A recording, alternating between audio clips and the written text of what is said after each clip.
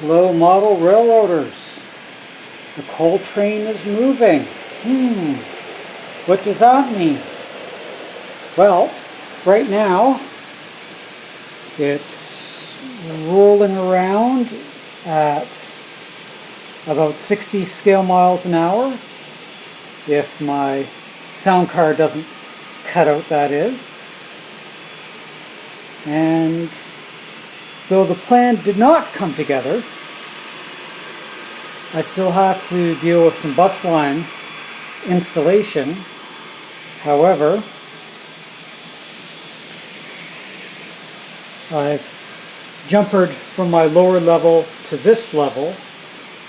I still have from the section over here all the way to join up to that section to go, but I've got trains in the way. And the only way I can get rid of the trains in the way, because there are 3 very long trains, is to send them up the Helix. So we've got our switches in line, so the train is ready to go up the upper level. And as I promised, you're going to enjoy the first run of a really long train around the full main line of the layout. So here we go. And we'll see how long that takes at 60 scale miles an hour. I'm hoping for about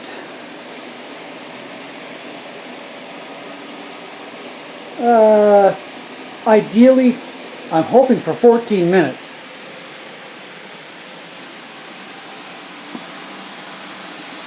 I figure I'm going to get 13 minutes and something. Now, as long as that 6770 engine doesn't cut out, and it's cut out a couple times already, and it's no matter what sound card I've got in there, whether it's Soundtracks or Digitracks, I always seem to have the engines cut out on me at occasional times in the restart. But as long as that keeps running,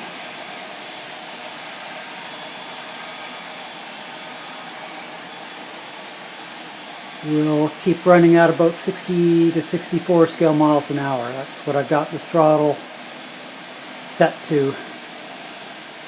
And I'm trying to remember, so it's not quite 2 full loops on the up, but on the down I believe it is 2 full loops around the inner track of the Helix.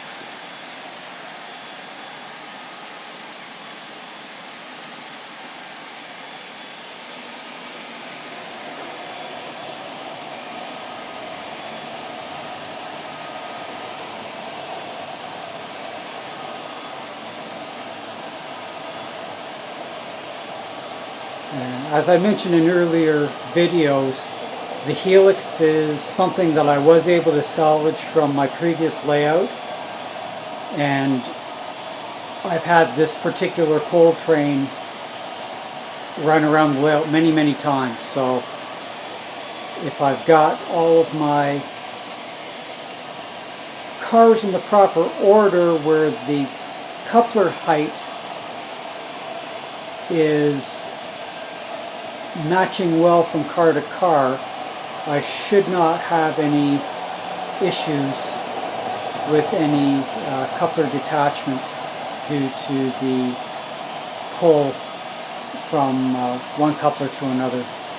And the helper engines 2/3 of the way down definitely help. I could not get the train up it in such a smooth manner elsewise or otherwise. So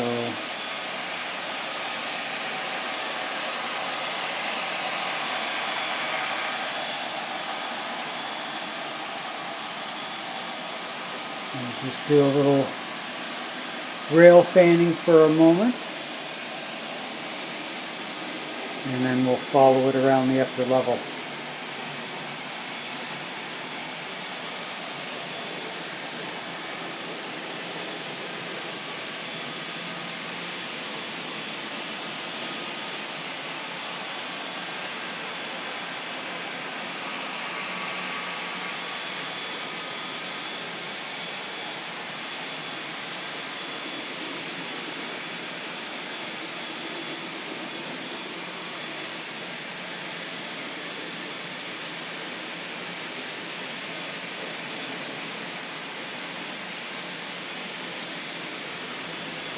Okay, let's go catch up.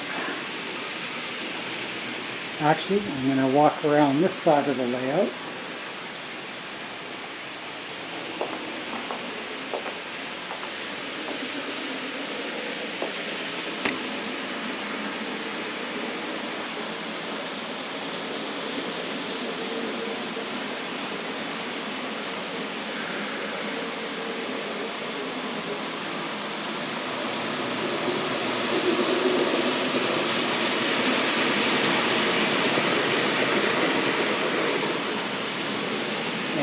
This train is about 28 feet long.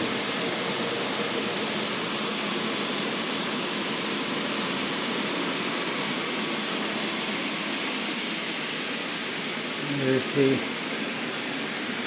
caboose over there, just behind those buildings now.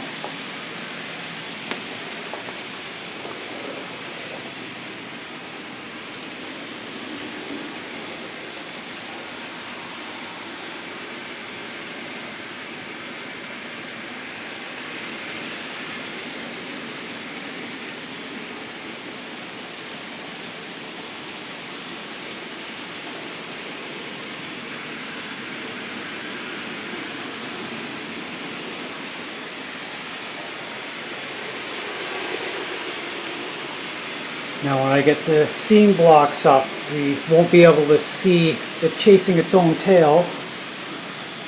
And I'm actually have that particular bit of masonite right under my feet, because it was the only place I could lay it. So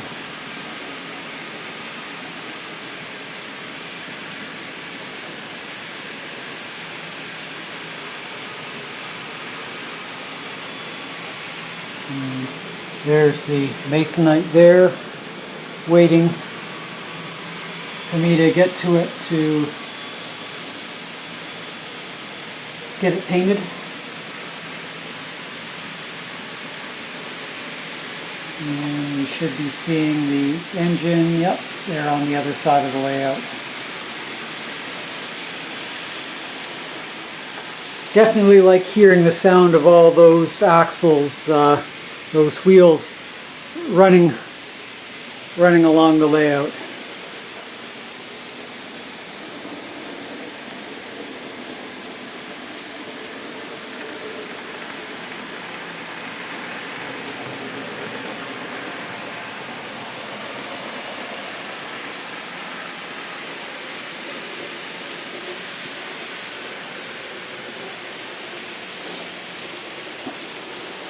Now, with the way the Helix goes, the outer track to the Helix itself is always the up, because it'll have the greater radius and have less issues on the less drag, I guess, create less tension on the couplers.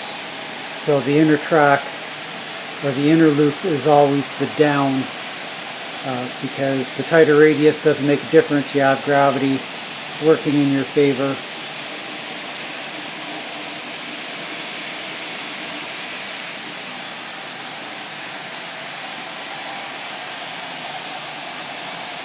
And bringing the train down on the inside curve.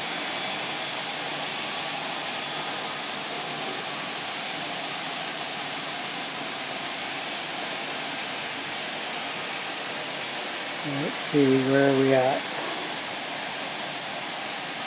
Not quite 2 rings.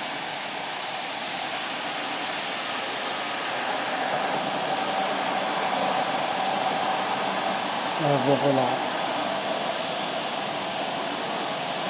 Close.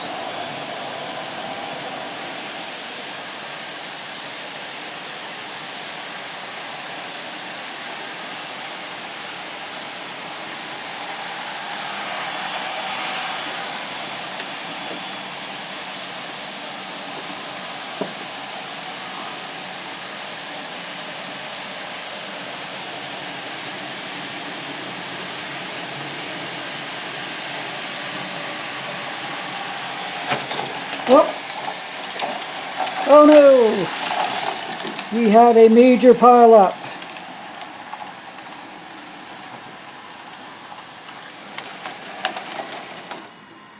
We had a decoupling. Well, one unsuccessful attempt. Oh well, nothing hit the floor. Of course, I was turning down the wrong throttle, unfortunately. Oh well. So, what happened here? Okay.